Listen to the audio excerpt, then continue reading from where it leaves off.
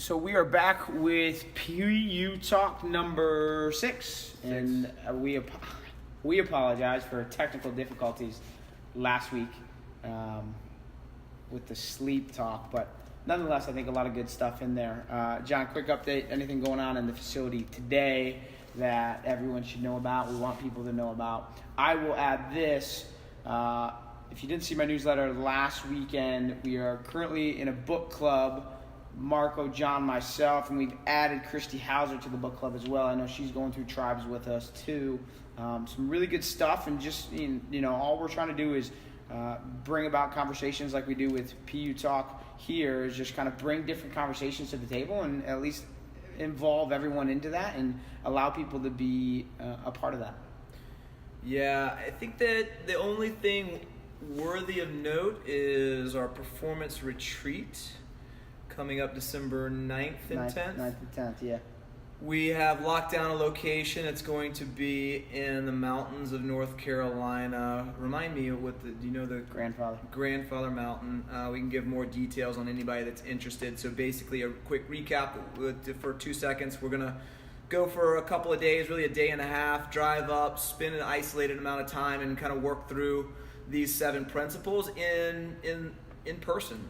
Do some live drilling and exercises, develop some ways that you can take back with you in your own life some of the tangible evidences and skills that we've been talking about throughout this to improve your life and its health and happiness. So that's the first thing. Second thing is performance adventures, I believe we're calling it, which is the extreme aspect of living your life that dials into pushing yourself physically to a maximum so that you are really appreciative and grounded coming back to your normal quote-unquote life, but also do it in a part of the world, and I do say world because it could be international, that you'd still want to be in awe-inspiring. In other words, like if I'm at the brinks of my absolute end of my physical capacity and I have to dive deep and pull something out to be able to just go forward, then I want to be able to look around and appreciate where I am and see the beauty of the world to kind of move forward. So an example of that would be like running Machu Picchu, the entire trail, being able to, you guys did, what did you call it? Like the Grand Canyon? It was Grand Canyon, rim to rim to rim. Rim to rim to rim. So Billy and Greg Hansen did the first annual performance adventure in more of an informal aspect last year, but we're going to go and make it a little bit more formal moving on in 2018. But we're still up in the air about where that's going to be and what that's going to do. Yeah, for sure. But I think that leads right into kind of the topic for today, and that's stress management. And we talk about pushing ourselves to the brink of pushing our body, our mind, and our spirit to an edge. And I think that really lends itself nicely to this idea of, well, okay, maybe not so much on that scope of things, but overall in general through daily life, how are we and what are we doing to manage stress? And manage stress comes in at number 4, but I want to shift gears from how we've been doing the typical PU talk to, okay, this is why it's number 4, this is why it's important, here's how we should make it a part of our daily life, here's the needs to know, but more so, I want to kind of make it tangible for people, John, because I think that's important to create a story so people that we all can say, that relates to me, that makes sense to me because I'm going through similar things. So I want to start and pose the question of, what is a typical day like for you? And what are things that you have proactively placed into your typical day to say, okay, here are strategic things that I've placed in that allow me to manage the daily stressors that come about? Well, I think about stress in a couple of different ways, and if you've been paying attention to our social media, we've had a theme throughout the week diving into the management of stress, but you can look at stress as being a positive and or a negative aspect, and I think that's all on how your body is able to cope and or absorb that stress, and how you're treating it from a standpoint of being aware of it and then creating a process or a plan in what you're doing with that stress. So I guess that your actions can be reactive or proactive, like most everything. So the way that I go about my day has to start with the proactive aspect. So when I wake up, I know that it's been a prolonged period of time that I've had any water or hydration. So I go ahead and down a glass of water and start that fluid response in my body. I immediately know that because I've been sedentary and inactive,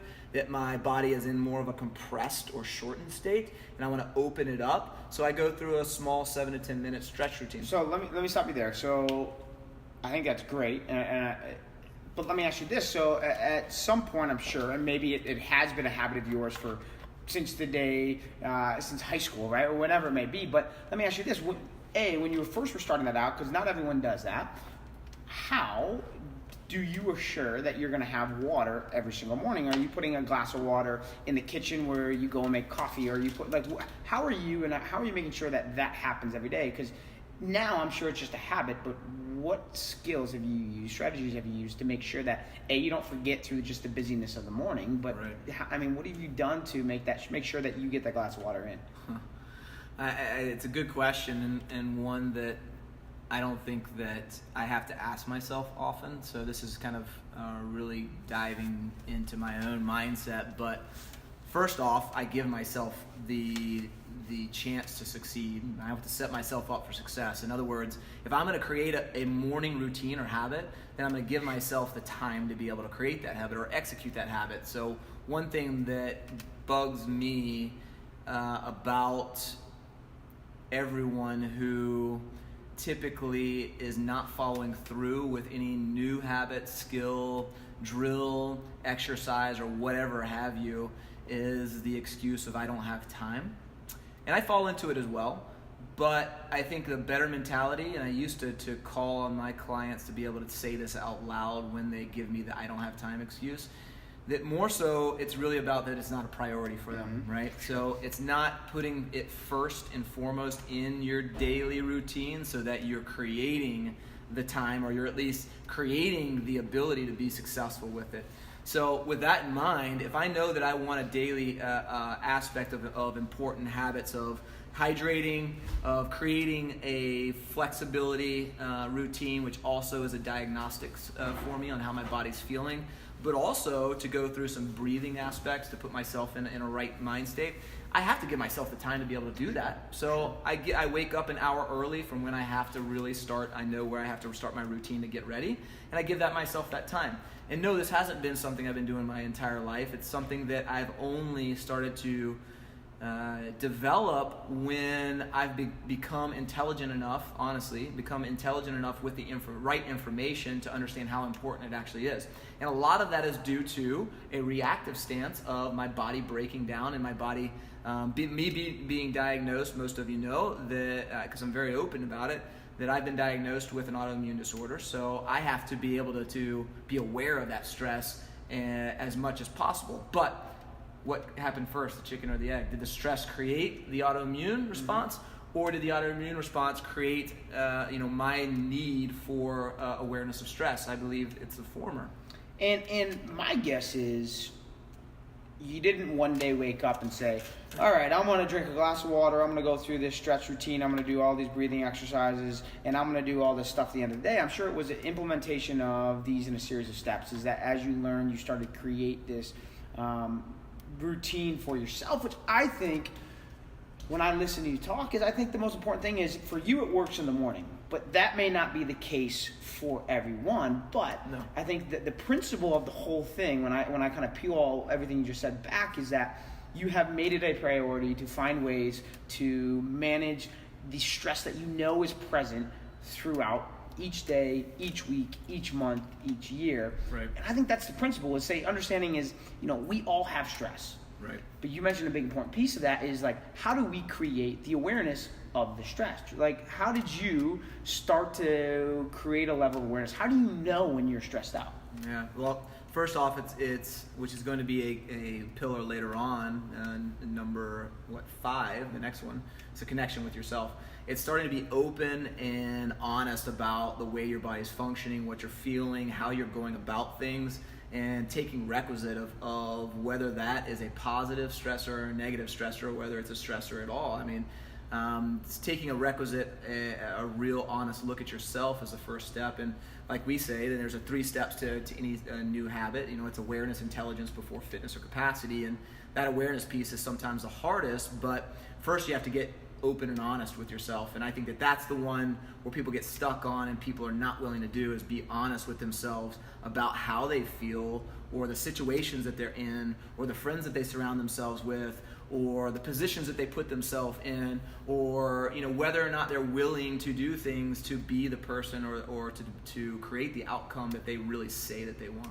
Yeah, and not to flip this whole thing, I think it all ties together, but I think you bring up the most important piece of all of this, is that people aren't willing to ask the tough questions, and I think that's where it starts with. It starts with being honest to say, what is affecting me? What do I want? How is what I'm doing now working for me? Right. Because at the end of the day, change is not an easy thing. It's Sure. not. It's like, change is not easy at all. But you have to be, if you truly want something, whether that's to lose weight, to be less stressed, whatever it may be, you have to ask yourself a tough question of, okay, where am I at right now? And how is what I'm doing helping me get there? Right. If I'm constantly stressed out, well, what am I doing to change that? Right. And again, I think that's the biggest thing. I think the hardest part is the start. I always use the example of the snowball effect. But Precision Nutrition would tell us that it's really, the mindset's got to shift a little bit. It's got to be on it's like a dial. It's a dial approach, is that, okay, maybe John, you're a 10, right? You got things locked in. Your routine is great. You're a 10. Whereas I may be at a 1 right now because I got a lot going on in my life, but what is one thing I can do for a minute a day? And like you said, I don't think anyone here can convince anyone else that they don't have 1 minute to spare in a day to go through some simple breathing activities to help manage certain stress or certain things going on. Yeah, if you don't have a minute, then you need much more work than just that minute. You probably need to do it for an hour, Yeah. A, but B, you also needed to reprioritize. And again, it all starts with, what do you want out of your life? And if you don't feel like you have a health needs, if you don't feel like you have stresses, if you don't feel like you need to change, then why should you? It's the people that either are in one of 2 boats. Number one, they say they want to change, or they say they want a result. They say they want to progress in whatever area, and they're not willing to start with a requisite of okay, well, I've been being the wrong person in order to live that way to get that result, A, or B, they're just in denial. It's a state of, well, I love where I am and I'm good where I am, and this is all, I'm heading in the right direction. I don't really care to change anything. I don't really care to put a requisite in on my life to make those necessary changes. So I think that we have to be honest with ourselves, and I keep saying that, but we have to be open to the possibility that there is a better way of living. There's a better way or there's a better level, a spectrum of health. And if we're not always trying to achieve that, meaning that we're not always auditing ourselves, we're not always looking back into where we could improve, then we're not really constantly in a growth mindset. We're not really truly, in this sense of self that says that I'm willing to move forward, even if it means that I've got to get out of my comfort zone and get a little bit vulnerable. Okay, so let me stop you there. So I come to you, I say, John, listen, I need to make a change. I think I'm stressed out, but I've been living this way for the last 10 years of my life. So to me, this is normalcy. Right. Because I don't know anything different. Right. But from everything that you guys talked about, I am probably stressed out based on the things you talked about. What is step 1 for me? What can I do tomorrow? What are the questions I need to ask? Or what is the exercise, the strategy that I need to take tomorrow to help manage quote unquote stress? Well, let's take a step back and let's talk about how you know you're stressed, especially if you've been living in that stress and you think that that's just the normalcy. And that's where I was, and that's why I believe that I contracted an autoimmune disorder, which is probably have been, if you want to dive into the whole realm of epigenetics, but really it was external stresses switch on an autoimmune response, and we probably all have these genetic potentials to get to obtain those. But all we know from a scientific standpoint is that external stressors really create these issues. So how do we know that we're stressed? Simple things that would not seemingly, or we would not seemingly put in the bucket of being stressed, are sometimes the very thing that our body is trying to tell us. For instance, joint pain, chronic pain, muscular pain, tissue. Things that if we wake up in the morning and we are painful, if we move and we are painful, if we are not able to move into or into free ranges, we're probably garnering or harnessing some sort of stress. It could be just a soft tissue injury. It could be something purely physical, but it's something to pay attention to and audit yourself on whether it is or it is not. And I know you mentioned this on social media a couple days ago, where you said, oh, okay, so you have shoulder pain, but is it really shoulder pain, or is your shoulder trying to tell you something else? Yes. Like, hey man, like. Yeah. Dude, you have not slowed down in weeks. Like, take a chill pill and relax a bit, because I'm trying to talk to you a little bit through my shoulder. Or you're dehydrated, or your stressor of activity is too much, or your relationship is going haywire, or you're still harnessing something, and not to go psychoanalyst on you, but I'm harnessing some sort of trauma in my past that I am not getting rid of, that can manifest itself neurologically, or some sort of pain in my shoulder or elsewhere. I mean, the pain's obviously an easy one. You can go get blood testing, and there are some specific stress markers that will actually allow us to be able to see whether or not we're in a hormonal stress position. Energy levels are a good audit. Your ability, your immune system. Are you if you look at the last year of your life, are you tending to get more or less sick? Things like that can obviously, weight gain, weight loss. So your moods. All of these can be. It's like the pharmaceutical commercial that you hear all of the symptoms of what could happen, like the secondary effects. Well, it's the same thing with stress.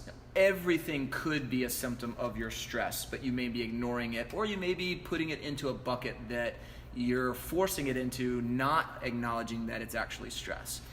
Yeah, and I can only give personal experiences. I know something I've tried to be diligent about, but it have not been, because like we talked about earlier, I have not made it a large enough priority. Is for a period of time I was using Headspace pretty regularly, right? 10 minutes a day, guided meditation. I was doing it a part of my morning routine, and what I've known that's created for me personally is that 10 minutes of nothing has allowed me the awareness to know when I start to get, heart rate goes up, I start breathing, I start kind of getting that tonic, tense state. Right. Is that I now have the awareness that when I get there, to say like, okay, Billy, I know I'm here.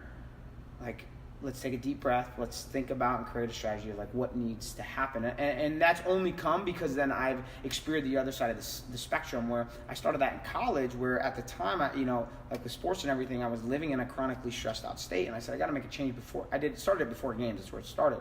But the biggest benefit to me has been going through that process of Headspace has been like, I just know when I'm not at the one side of the spectrum. And I think something as simple as taking 5 minutes out of your day to put the phone away and just like sit and be with your thoughts for 5 minutes. And again, you don't have to do meditation, but just to like not do anything for 5 minutes is like a pretty powerful tool to just say like, okay, there's these two sides of the spectrum that we often live on. We live on this one side, but there's another side as well that's important to be at. Well, most people that are stressed don't know the opposite side, like you just mentioned. So it's important to kind of set that baseline to understand where that relaxed state or that parasympathetic state or that calm state or whatever you want to term it as, where that actually is. Even if you get one glimpse of it, I've heard people say from a meditation standpoint, if you're going to do it for 10 minutes, and you're only going to really get about 30 seconds of real calmness out of it, that's 30 seconds that you really had that you would never have gotten in the first place.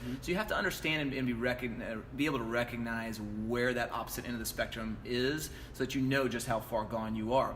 So you talked about what are steps that we can take. I think one is perfect, being able to go to the many apps that are out there for relaxation, whether it be Headspace, Calm, Om, anything from a meditation standpoint.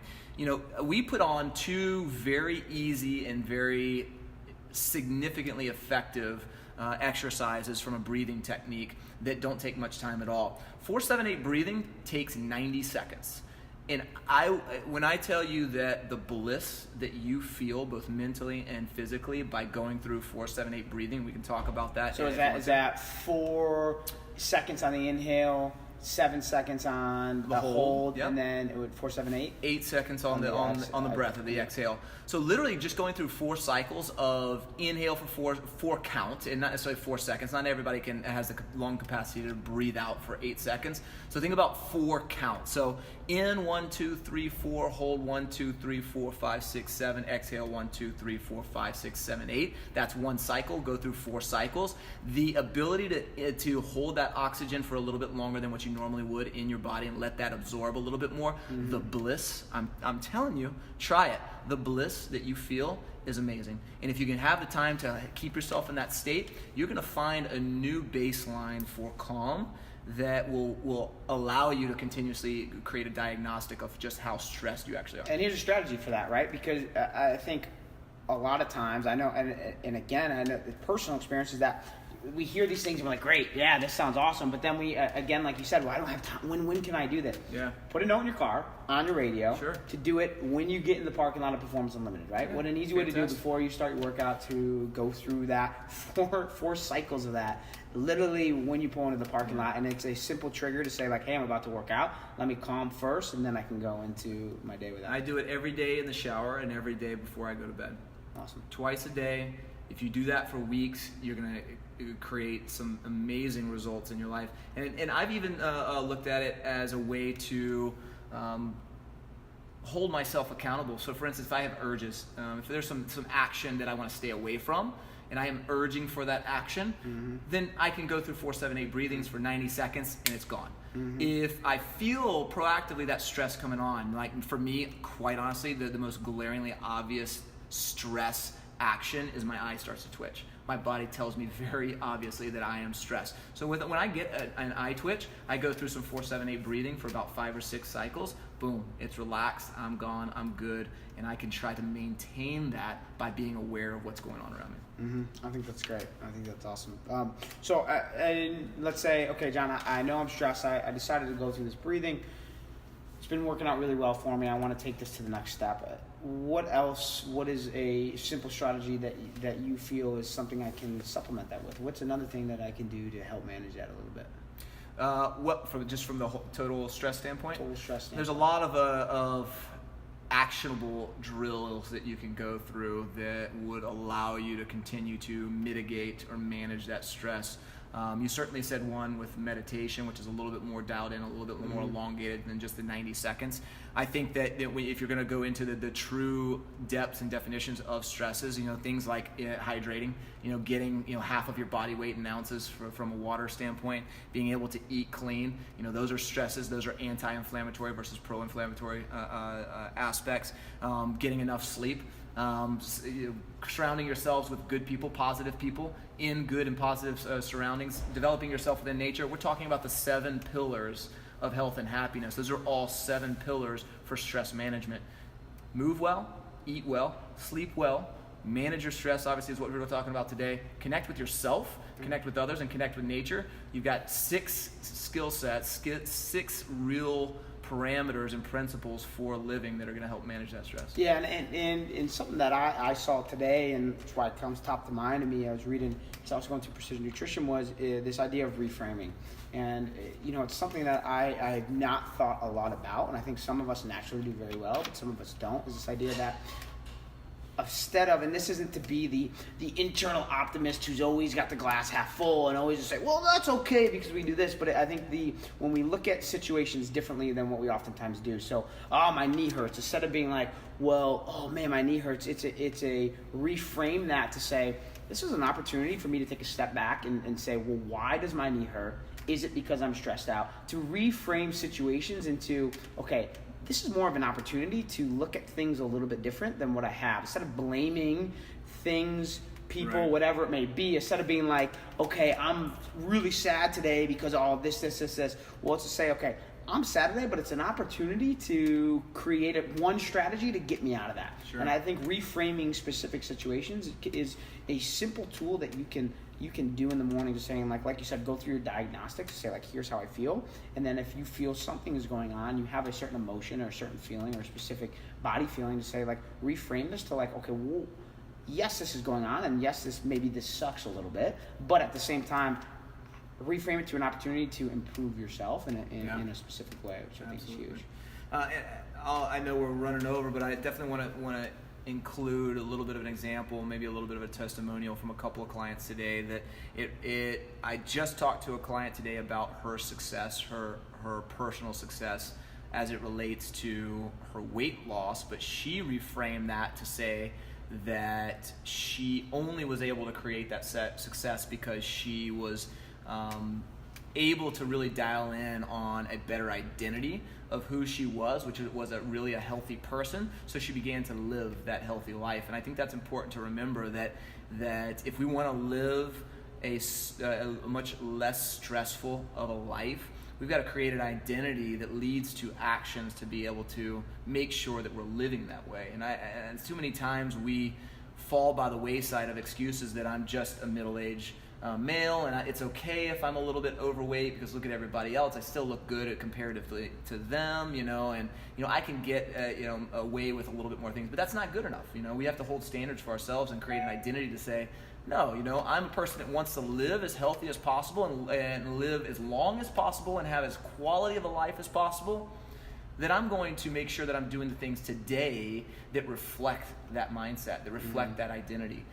So it starts with that mindset. You've already talked about it. It starts with that identity and starting to decide really intrinsically before it becomes extrinsic and systemic of how you actually live your life. For sure. And I think it's important to note that everyone's different. Everyone experiences and handles stress differently. And I think the big takeaway for us isn't so much that everyone needs to create change right now because you're all doing a horrible job. It's not it at all. I think it's the idea that we can all do better. We can all improve 1% every day. Yeah. And all we're saying is audit yourself, take a look at yourself, ask yourself. Be honest and say, how is what I'm doing now working for me? And it may be working really, really well. Is there a better way? Is there a better way? Can I find that? Can I be 1% better today? For sure. So we appreciate all you guys, as always. And again, if we're reading the book Tribe, so please, we love your guys' feedback and questions on things. So come join us. We can do it via phone, via Skype, via in person. But at the same time, let's keep this conversation going. Like we always say and end it each week of, what are you guys using to manage stress that maybe we haven't talked about before, because we don't know it all. I know I'm far from that. But what are you guys using that you found successful, and how can you guys help us help you? So if you get a chance, fill us in, and we'll talk to you guys soon. Take care, everybody.